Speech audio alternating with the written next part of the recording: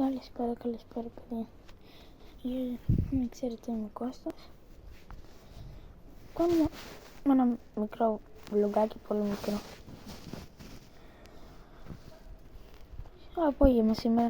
Δεν ήξερα τι βίντεο να κάνω, να πω την αλήθεια. Οπότε, ναι.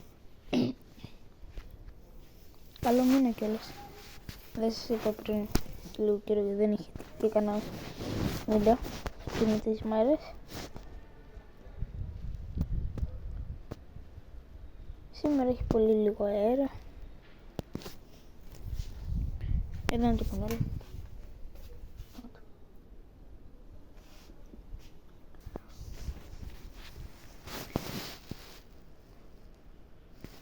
Το βράδυ έχει κρύο.